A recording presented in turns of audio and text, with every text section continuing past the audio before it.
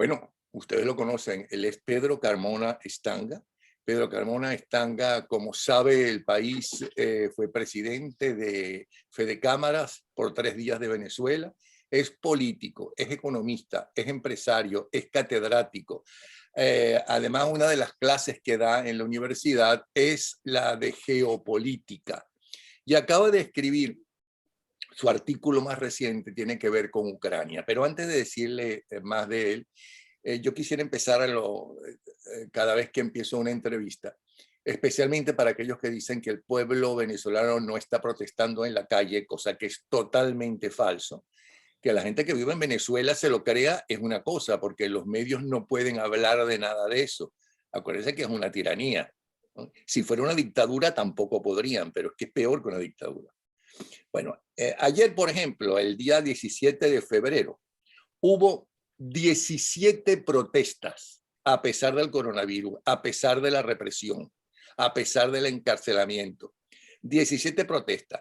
Aragua, Bolívar, Carabobo, Distrito Capital, Guárico, Lara, Monaga, Sucre, Vargas, Yaracuy y Zulia. Todo esto nos lo da el Observatorio de Conflictos, que es gente seria dedicada a esto. Las exigencias fueron laborales, educación, salud, participación política, agua, manifestación pacífica, justicia y gasolina. Y además los jubilados. Bueno, esto es lo que sucedió solamente en el día de ayer, 17 protestas. Vamos entonces a escuchar por qué Pedro Carmona, porque Carmona Stanga, en su más reciente trabajo para la prensa, hace un estudio bien serio, bien interesante y bien fácil de entender sobre qué sucede en Ucrania. Y usted dirá, pero ¿cómo que en Ucrania, con todos los problemas que tenemos los venezolanos, ¿no? Vamos a estar pensando en Ucrania? Pues sí, piensen en Ucrania, porque ese país, Ucrania, tan pequeño, tiene 603.628 kilómetros, 41 millones y medio de habitantes aproximadamente.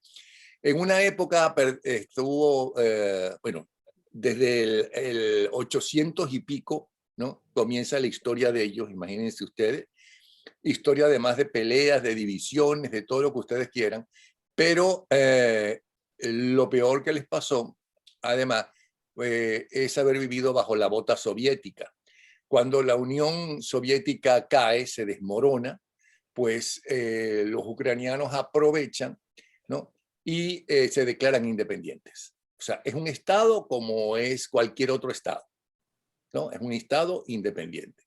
Pero vamos a ver qué es lo que pasa y por qué es tan importante lo que está pasando y por qué les voy a hacer la siguiente información.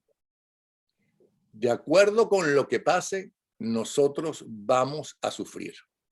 Nosotros vamos a sufrir las consecuencias. Y no solamente nosotros por ser venezolanos, lo vamos a sufrir en el mundo entero. Y de hecho ya el mundo lo está sufriendo. Ya Wall Street bajó, ya subió la gasolina, todo esto es en este conflicto. Pero vamos a ver qué nos dice Pedro Carmona Stanga. Lo escuchamos. Bienvenido y muchas gracias. Muchas gracias, Napoleón, por esta nueva invitación. Y para tratar un tema que, como bien lo acabas de señalar, no es un tema de allá de Rusia y de Ucrania, sino que tiene que ver con la geopolítica mundial, con la geopolítica energética y en general, por supuesto, con una repercusión sobre la paz universal, ¿no? Bueno, perdón, hay que decir que Ucrania estratégicamente es muy importante y especialmente para Rusia. Y por otro lado, que al igual que Venezuela, en su subsuelo hay demasiada riqueza y encima del subsuelo hay, se ha desarrollado como posiblemente ninguna de las excolonias de la Unión Soviética. ¿Qué dice usted a eso? Así es. Pero es bueno que para nuestros escuchas hagamos un poquito de historia para entender cuál es la fuente, la razón de estas tensiones geopolíticas tan severas. Lo primero es, tal como lo que has indicado, Napoleón, Ucrania fue parte de las repúblicas que integraron la antigua Unión de Repúblicas Socialistas Soviéticas, la URSS, y que una vez que se disolvió, se decidió pues el fin de la Unión Soviética en el año 1990, surgieron 15 repúblicas. Y todo eso fue reconocido a través de tratados internacionales, y entre ellas surgió entonces como república independiente y soberana Ucrania, ¿no? Y la constitución de Ucrania se dio entonces en agosto de 1991.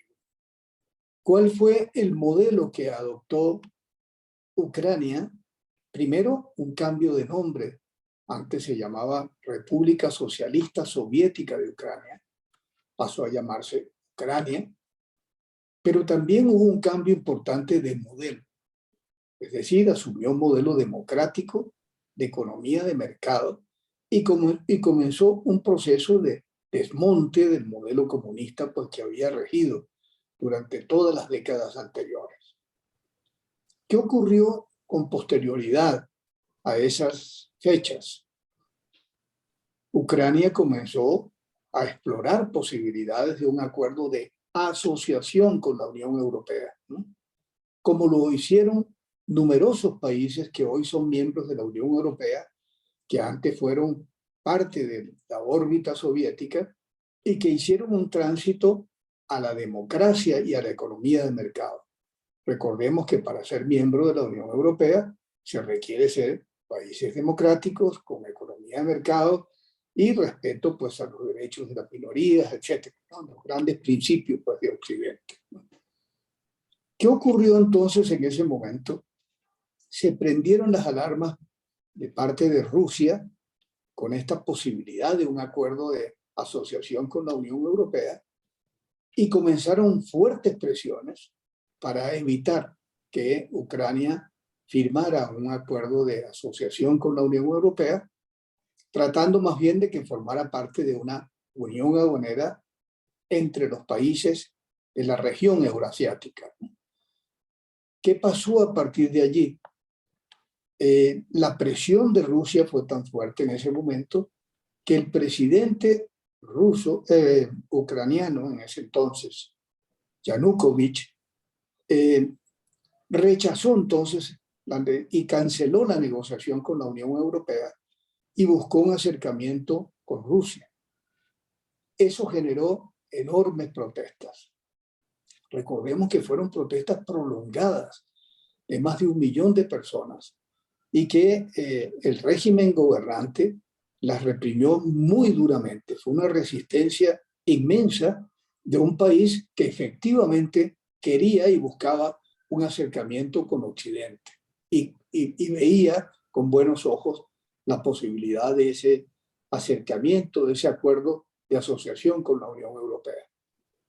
Al final tuvo que abandonar el país Yanukovych ante esas inmensas presiones y se formó pues un nuevo gobierno. Pero quedó debilitado el ejecutivo, el gobierno, y eso fue aprovechado por Rusia para otro punto que era fundamental para ellos, que era la ocupación de la península de Crimea. La península de Crimea está en el Mar Negro, es una península estratégica fundamental, porque de allí la conexión por el Mar Negro, por el estrecho del Bósforo, hacia Turquía y el Mediterráneo, pues es fundamental. ¿Y qué ocurrió entonces a partir de allí? No solo la ocupación de la península de Crimea, que generó tantas tensiones internacionales, y la reacción de Occidente sin que ello hubiera cambiado nada, porque continuó ocupado y hasta el día de hoy Crimea está ocupada por Rusia, aun cuando todavía los países europeos no lo reconocen. Y todo ello, ¿cómo se hizo? Y esta parte es importante para mirar lo que puede estar aconteciendo hoy. Se convocó a un referéndum. Efectivamente, en Crimea había una población prorrusa.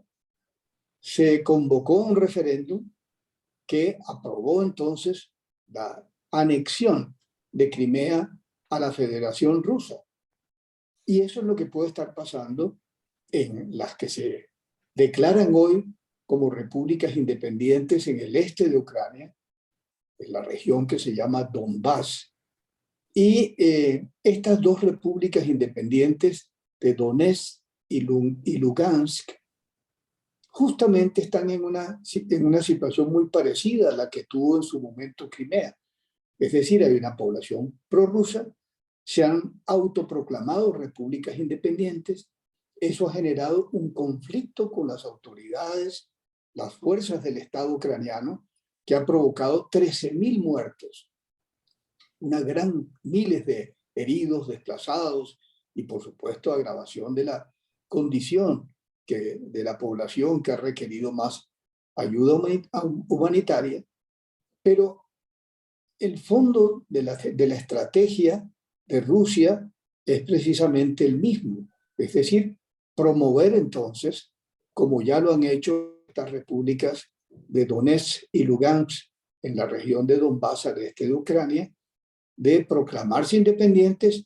Ya el Parlamento ruso, la Duma rusa, ha exhortado al Ejecutivo, a Putin, para que reconozca la independencia de estas dos repúblicas, llamémoslas así, autodenominadas independientes, y ese es parte del conflicto. Pero el otro elemento que configura la razón pues, de estas tensiones geopolíticas de gran magnitud es el hecho de que Rusia rechaza toda posibilidad de acercamiento de Ucrania a Occidente. Ya lo dijimos respecto a la Unión Europea, pero sobre todo la posibilidad de que Ucrania pudiera ser invitada o admitida como miembro de la OTAN. Recordemos que la OTAN es la organización del Tratado del Atlántico Norte, que reúne a 30 países y del cual ya son parte algunos países que estuvieron bajo la órbita soviética, así como muchos forman parte hoy de la Unión Europea, son también miembros de la OTAN. Entonces, la reacción de Rusia es de evitar, ¿no?, que haya vecinos que no estén, digamos, alineados o que tengan una visión, pues, condescendiente, pues, con respecto a la influencia rusa, ¿no? Pero fundamentalmente lo que más le preocupa a Putin no es que haya tropas europeas y norteamericanas en su frontera, al estar, si se meten en la OTAN, si se inscriben en la OTAN. No, claro, sin lugar a dudas, lo que señala Rusia es: no queremos que Ucrania pueda tener pues armamento de la OTAN o mecanismos de defensa, porque la OTAN es precisamente un mecanismo de defensa. Pero en el fondo, lo que hay que plantearse es que si Ucrania, como acabamos de decir, es un país independiente desde el año y soberano desde el año 91, está bien que no haya una actitud que pueda considerarse agresiva contra Rusia, pero tiene que decidirlo la propia Ucrania si participa o si pretende o no incorporarse a la OTAN. Es verdad que hay ya, por ejemplo, varios países que forman parte de la OTAN y son vecinos de Rusia. Por ejemplo, Letonia, Lituania y Estonia, es decir, los países del Mar Báltico, son miembros de la Unión Europea, y de las exrepúblicas de la URSS están también Eslovaquia, Eslovenia, Bulgaria, Rumania, Croacia, en fin, un gran número de países. Recientemente se incorporó otro de los países de la ex Yugoslavia, que fue Macedonia del Norte, ¿no? Bueno, pero Entonces, mucha gente dice que es un poco repetir lo que en los 60 exigió Estados Unidos a la Unión Soviética con los misiles en Cuba, ¿no?, que casi nos lleva a una guerra, como está sucediendo ahora que casi vamos a una guerra. Esperemos que la diplomacia funcione. No es más o menos lo mismo. O sea, Estados Unidos no podía permitir que tener un Estado independiente para ellos porque evidentemente dependía de Rusia y del dinero ruso y etcétera, independiente con misiles que ponían en peligro la seguridad de los Estados Unidos. Bueno, entonces Putin puede pensar exactamente lo mismo con Sí, el país de donde él es un zar, porque realmente es un dictador. así es. Pero mire, Napoleón, está bien que se planteara una reacción contraria de Rusia si en Ucrania se instalaran misiles de mediano alcance, inclusive misiles nucleares. Acuérdate que lo de Cuba era misiles nucleares ya en ese momento. Uh-huh. Aquí lo que puede haber, si es que se planteara efectivamente, cosa que yo creo que al final no va a ocurrir, una participación de Ucrania en la OTAN, sería un mecanismo disuasivo o de defensa respecto a lo que hoy es una realidad, la amenaza que está, pues bueno, sobre el tapete de una posible invasión de Rusia a Ucrania y una práctica anexión, como ocurre con Bielorrusia. Bielorrusia es otro vecino de Rusia. Ahí está pues este dictador Lukashenko, que recientemente también organizó una farsa electoral, y las más recientes maniobras militares de Rusia con Bielorrusia se han realizado en forma conjunta como grandes aliados que son. Pero el otro punto es el siguiente, frente a tu pregunta, Napoleón. No es que Rusia está, digamos, cruzada de brazos. Por ejemplo, la influencia que ejerce ya no solo en Bielorrusia, como acabo de señalar, sino en países como Kazajstán, como Azerbaiyán, y además la presencia de tropas rusas en otra de las repúblicas independientes, como fue el caso de Georgia o Georgia, por los temas de los territorios de Abjasia y Osetia del Sur. En Moldavia hay tropas rusas y es un país independiente, y no es que esté autorizado para ello. De manera que la OTAN significa, claro, contrapesos. Yo estoy muy de acuerdo en que si hubiese intención de la OTAN de colocar pues misiles nucleares o armamento que ponga en riesgo la seguridad de Rusia, pues habría una reacción justificada. Pero en este caso hay también, yo creo que un deber de las autoridades ucranianas actuales de contar, como ya lo tienen, con cierto apoyo militar disuasivo para casos de invasión. Lo vemos en la televisión todos los días, que hay integrantes pues, de la sociedad, del pueblo ucraniano, que dice estamos dispuestos a defender nuestra integridad, nuestra soberanía y nuestra autonomía. Entonces, esa sería un poco la respuesta a lo que se considera que podría ser el derecho de Rusia, así como entonces. Pero fíjate también otro punto, ¿no?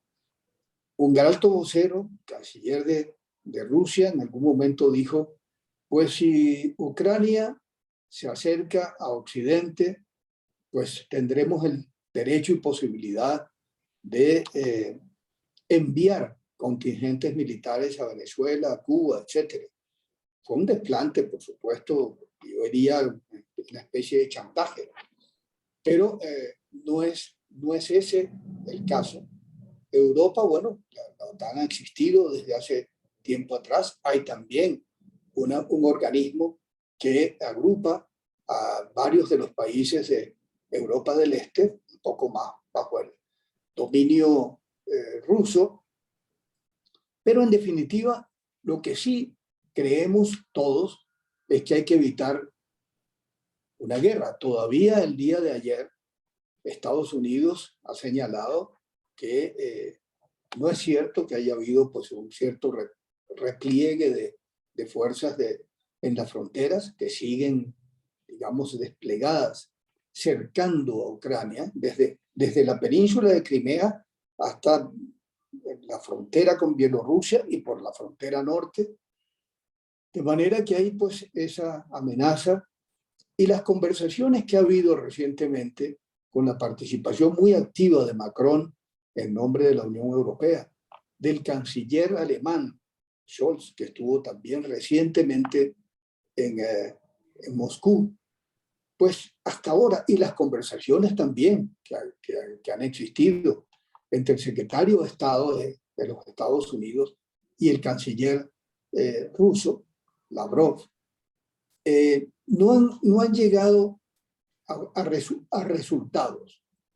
No se descarta que la diplomacia funcione, pero en el trasfondo, fíjense ustedes cómo pedirlo mucho puede ser también un arma negociadora, porque Rusia no solo exige un compromiso firme de no adhesión de Ucrania a la OTAN, sino que ha llegado, digamos, al colmo de plantear que algunos de los países que fueron parte de la Unión Soviética y que son miembros hoy de la OTAN, que esa situación se revierta, se dé marcha atrás a la situación previa a la disolución de la Unión Soviética.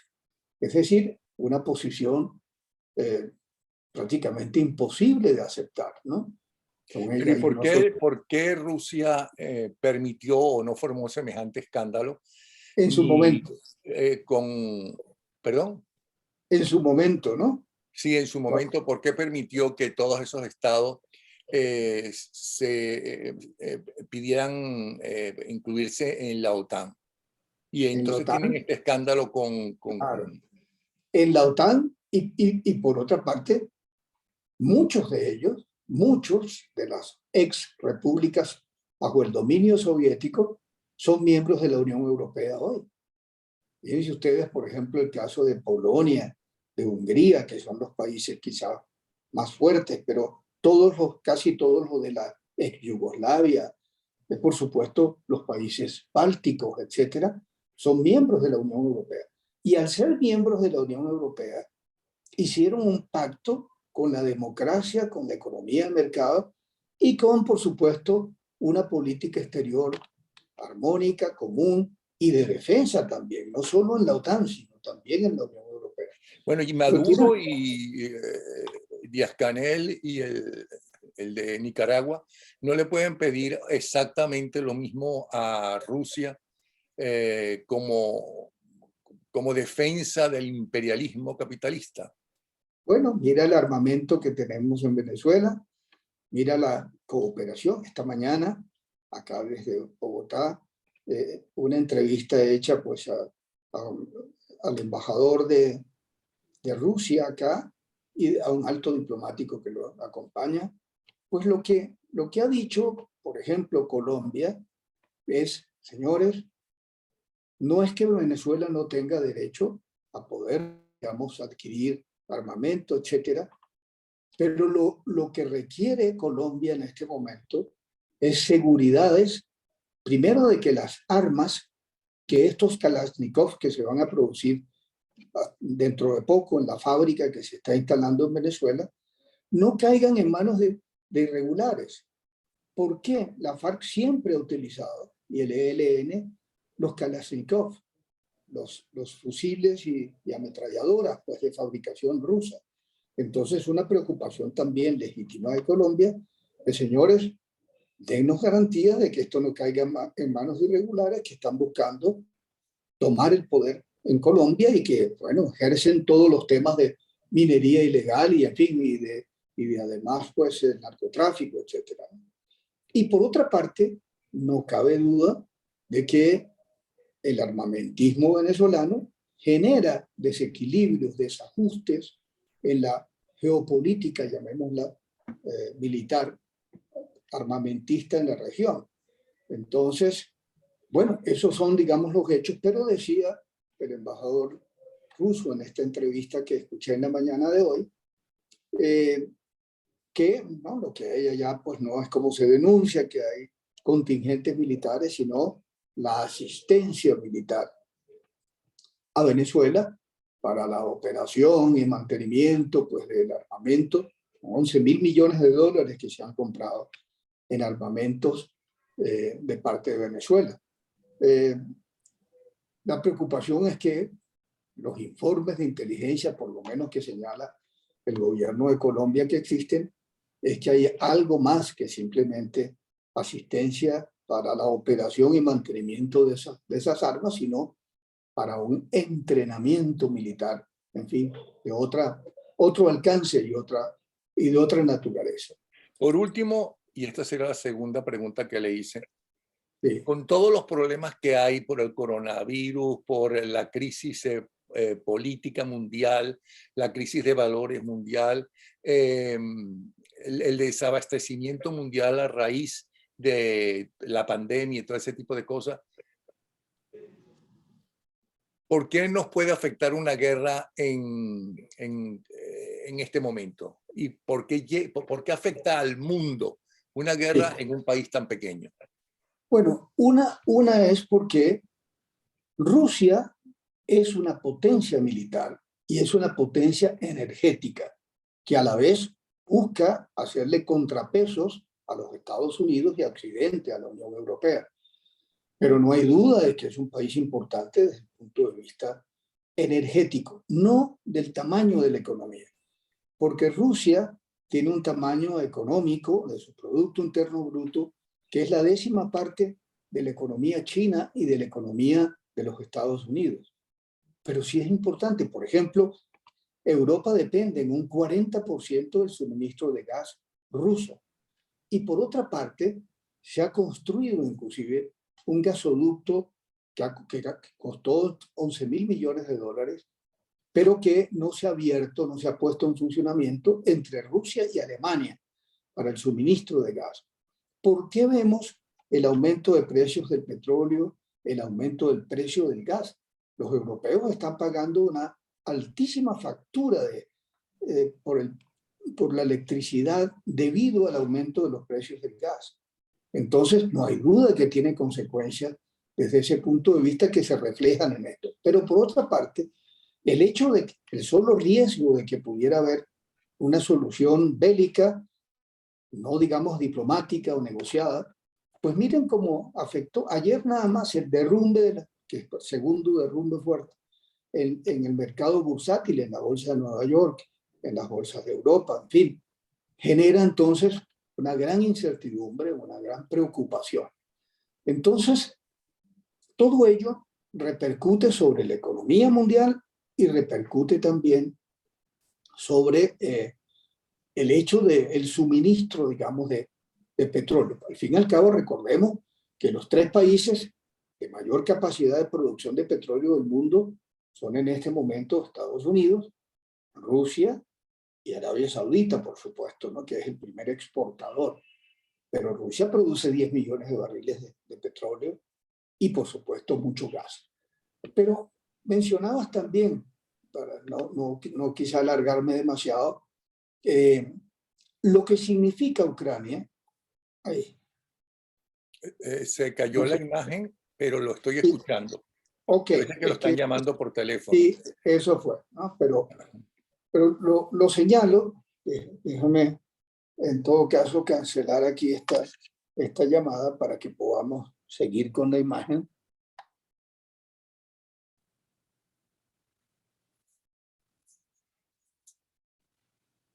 Se cayó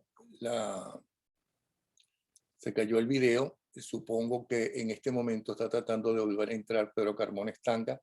Vuelvo a repetir, estamos conversando con él en vista del artículo que escribió en profundidad sobre lo que sucede en este momento en ese lugar tan lejano del mundo y que nos afecta, a pesar de ser tan lejano, nos afecta al resto del mundo y a los venezolanos también. Pedro Carmona, da cátedras de geopolítica y además es economista. Todo lo mueve la economía. Si vuelve, aquí está llegando. Estaba diciendo, porque por último quiero que nos hable de que como todo lo mueve la economía, ¿qué tiene que ver, para que termine la idea, de la importancia económica De Ucrania? Sí, sí, efectivamente, ese era el punto con el cual quería señalar, aparte de, por supuesto, la significación geopolítica, geoestratégica que tiene Ucrania. No es un país cualquiera. Uno lo ve distante allá, 14.000 kilómetros de distancia, Pero es que Ucrania, aparte de ser un vecino, ha sido siempre el granero de esa región. Es un gran productor mundial de cereales, por ejemplo, ¿no? Y en general de muchísimos productos alimenticios. Pero miren la importancia que tiene. Es primero en Europa en la producción de uranio, de titanio, segundo en manganeso. Tiene también unas grandes reservas de mineral de hierro, de mercurio, de gas, porque también a través de, no solo produce, sino que a través de Ucrania ha pasado muchos hidrocarburos de Rusia hacia Occidente, pero a la vez productor de carbón, es el mayor de Europa en tierras cultivables. Tiene una gran cantidad también, como decíamos, de cereales, de oleaginosas, de cebada, en fin, de maíz, de centeno, de trigo, de productos de la industria avícola, de quesos, en fin. O sea que Y es a un la país vez, rico y sobre todo está hablando de unos minerales estratégicos para las estratégico, armas más poderosas. sí, señor, y ¿Ok? petroquímico también. Pero ¿y qué? eh, Hasta, hasta incluso, fíjate tú, en las redes ferroviarias que tiene, en la producción de turbinas para la energía nuclear, en fin, es un país importante, no es cualquiera, ¿no? ¿Y qué amenaza puede hacer la Unión Europea y los Estados Unidos a Rusia, ¿no? Que por cierto cuentan con el apoyo de China? Por fin se ponen de Sí, acuerdo ellos dos, desgraciadamente, que siempre han sí, estado peleados rusos y chinos. sí, Y cómo eso no. que tienen una dictadura comunista los dos. ¿Cómo se llama? ¿Qué puede suceder que el propio Biden dice que las consecuencias las sufriremos todos? Claro, el peor de los escenarios es un conflicto bélico, es decir, definitivamente una, digamos, alineación de Occidente con Ucrania para contrarrestar la hipótesis o escenario de una invasión rusa. El otro es la aplicación de enormes sanciones. Dicen, tanto voceros de los Estados Unidos y de la Unión Europea, que tendrían una batería de inmensas posibilidades de aplicar restricciones y sanciones a Rusia en la hipótesis de una invasión. Entonces, estas armas de tipo económico, ¿qué significan, por ejemplo? La posibilidad de que no se abra el gasoducto, como ya lo han dicho públicamente, entre Rusia y Alemania, el Nord Stream 2. Que por cierto, ya anunciaron también la alternativa a ese gasoducto. Claro, e inclusive el anuncio de Estados Unidos de suministrar gas a Europa, ¿no? Ya no por un gasoducto, pero sí a través pues, de gas licuado que se transportaría pues, en los buques estos especiales para transportar gas. Entonces, es un cambio en la geopolítica que se produciría enorme. Tengamos esperanzas de que los canales, digamos, de la negociación y de la diplomacia no estén cerrados. Yo me imagino que uno de los escenarios puede ser, señores rusos, no promuevan la anexión a la Federación Rusa de estas dos repúblicas que han declarado su independencia en el en la región de Donbass, en el este de Ucrania. En segundo lugar, bueno, dejemos en stand-by la posibilidad de que Ucrania forme parte de la OTAN, pero condiciones, ¿no?, que tendrían que haber de lado y lado frente a lo que no es precisamente una Rusia cruzada de brazos, sino también asegurándose pues una presencia, como lo decía, en regiones como Georgia, Moldavia y la influencia que ejerce en muchos de los países de Europa Central, de Asia Central, Ok. perdón, de Asia Central. Y aunque no viene al caso porque la economía rusa no es precisamente ejemplar, pero la China sí. Eh, Gracias a todo lo que está sucediendo es decir, el coronavirus, el desabastecimiento, cómo los productos norteamericanos en buena medida dependen de la fabricación en China. ¿Okay? Sí, Ahora más que nunca, eso que decían los abuelos de uno, el mundo es un pañuelo, ¿no? Pregunto, sí. ¿esto no le ha abierto los ojos a Occidente de que no deben depender tanto de China, aunque les salga más barato el producto por la esclavitud que tiene el gobierno chino con sus trabajadores? Desde luego, si algo ha surgido a raíz de la pandemia, es que el fenómeno que ha sido claro y por supuesto yo diría en cierta forma irreversible de la globalización de mercados y de la globalización de la producción, pues se ha puesto en entredicho con el problema que está viviendo hoy el mundo de una crisis tremenda, ¿no? De las cadenas de suministro, ¿no? ¿Por qué? No solo es por la dependencia de China, por ejemplo, todo el tema de los chips, del colapso de los chips electrónicos está afectando a la industria automotriz y a toda la industria electrónica, pero a su vez, algo que es muy grave, toda la logística de contenedores y de barcos en el mundo está colapsada. Y por eso estamos viendo multiplicarse por 10 y más el valor de los fletes, ¿no? Está Y colapsada, por, vamos a aclarar, porque durante meses y meses, ¿no? No se movían, entre otras sí, cosas, por el cierre mundial a raíz de la pandemia, pero además por la enfermedad por coronavirus de millones de empleados. sí, sí, efectivamente. Los contenedores se convirtieron en bodegas, ¿no? Las empresas navieras entregaron muchos buques pensando que la recuperación iba a ser lenta y cuando vemos entonces una economía mundial recuperándose, no ha sido posible que se restablezca el reciclaje de los contenedores y no hay barcos suficientes, ¿no? Para mover una economía que se está reactivando en el mundo, ¿no? Bueno, de hecho, y me perdona, los supermercados aquí en los Estados Unidos tienen estantes vacíos. Muchos de los Y lo, estantes están vacíos porque no aparece ese producto. No sí, hay sí, tal producto porque sí. no hay suficiente producción o porque no ha llegado la base de parte de la base de ese producto de China o donde lo compren. Especialmente China, que es donde le sale más barato todo, ¿no? Y efectivamente estamos viendo las consecuencias sobre la inflación, yo diría sin precedentes en tiempos contemporáneos, no solo en Estados Unidos, sino en el mundo, ¿no?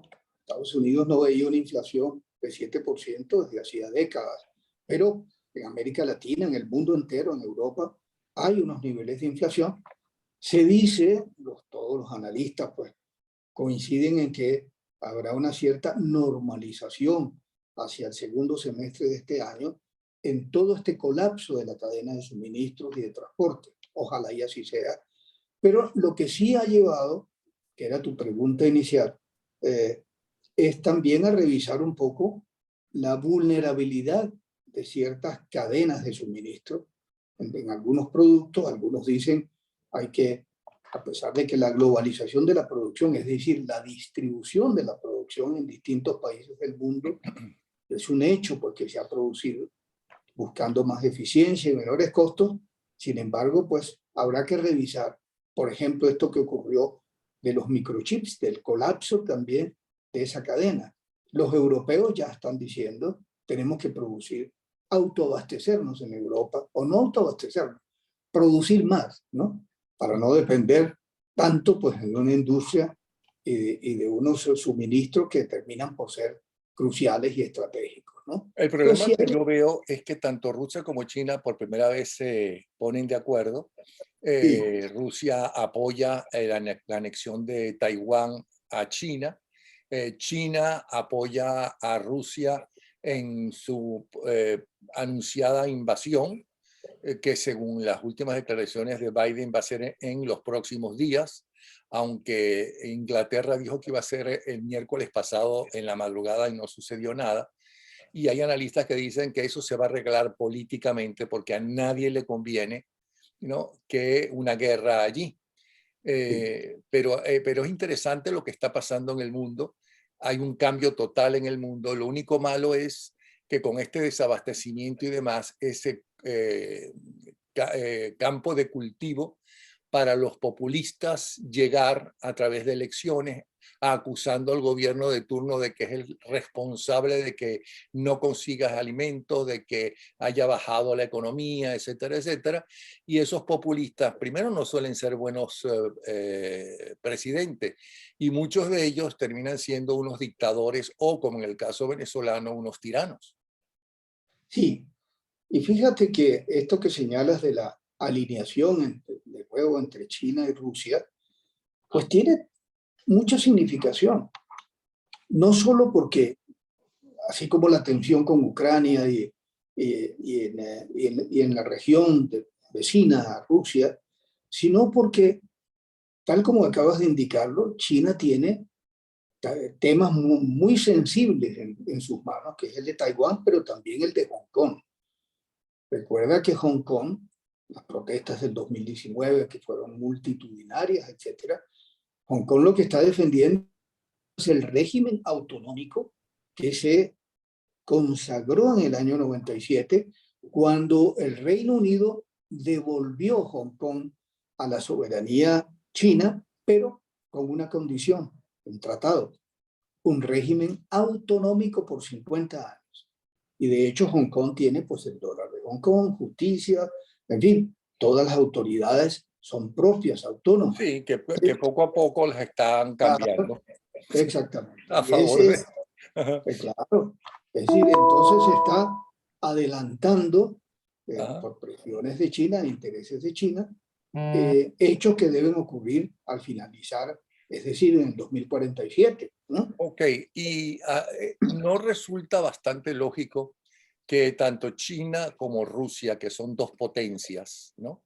Rusia Sí, una potencia militar, China una potencia no solamente militar, aunque no como Rusia, tengo entendido, pero sí económica, quieran realmente ser la gran influencia en todo ese sector del mundo, como lo es Estados Unidos, sobre todo cuando la Guerra Fría, porque ahora poco a poco lo está perdiendo, ¿no? En toda América Latina y África y Europa. claro. La influencia china, aparte de que nadie discute, nadie contraría lo que las cifras están diciendo, de que en muy pocos años China será la primera potencia económica del mundo. Pero a su vez, China está realizando, desde el punto de vista geopolítico, grandes inversiones en África, en América Latina y en Asia. La ruta No de la solo, seda que termina en claro, Italia. sí, no solo para asegurarse la provisión de materias primas, de insumos, de commodities, sino también a través de la nueva ruta de la seda, es reabrir ese camino milenario de hace 2000 años, a través de los cuales los productos chinos llegaban pues al Mediterráneo, a Europa, en fin, y aparte de África. Entonces, el plan de la nueva ruta de la seda, por ejemplo, indica que China no anda con tacañerías ni miramientos, ¿no? Está haciendo grandes inversiones y el plan que tiene es que haya trenes de carga de alta velocidad desde China hasta el Mediterráneo, pero a la vez invirtiendo, por ejemplo, ya África es visible que depende de mucho pues, de empresas y de inversiones de China. Y entre tanto, Estados Unidos carece de una estrategia definida y clara de apoyo al desarrollo de nuestra región, de América Latina. Y esto, ¿qué significa? Pues que los espacios va ganándolo y lo que también tú señalabas, el apoyo que se está brindando a los regímenes de izquierda o tiránicos o dictatoriales que han surgido en la región. Entonces estamos frente a una nueva guerra fría, pero que consiste ya no solo, digamos, en esta confrontación desde el punto de vista de liderazgos y de influencias, sino también se va conformando muy claramente un eje autocrático versus la visión, llamémosla, de Occidente, más democrática, etcétera, pero con los resquebrajamientos o rendijas que significa el hecho de que haya países en América Latina que están también moviéndose, gravitando un poco más en la órbita chino-rusa, ¿no? Entonces, el tema es de mucha significación. Por eso tu afirmación inicial o tu pregunta inicial, ¿por qué interesa este tema de Ucrania al mundo si esto está por allá a 14.000 kilómetros? No, esto es un juego geopolítico de intereses y de poderes muy grandes y definitivamente, como digo ya, de confrontación entre autocracias y democracias, entre Occidente, de nuevo, y Oriente, de manera pues que no podemos escapar de las consecuencias que ojalá, repito, sean resueltas por la vía de la negociación y de la diplomacia, sin que lleguemos a una guerra que sería devastadora e inconveniente para el mundo entero. Pues muchísimas gracias, Pedro Carmona Estanga, por haber estado dándonos esta cátedra de economía, político, economista, empresario, catedrático, en fin. De verdad que muchísimas gracias, como siempre, bien interesante sus palabras. Y vuelvo a repetir, ahí tienen ustedes la forma de comunicarse con él y además de leer los artículos bien interesantes que escribe. Muchísimas gracias. Gracias, Napoleón. Buenos días y un abrazo para todos, ¿no?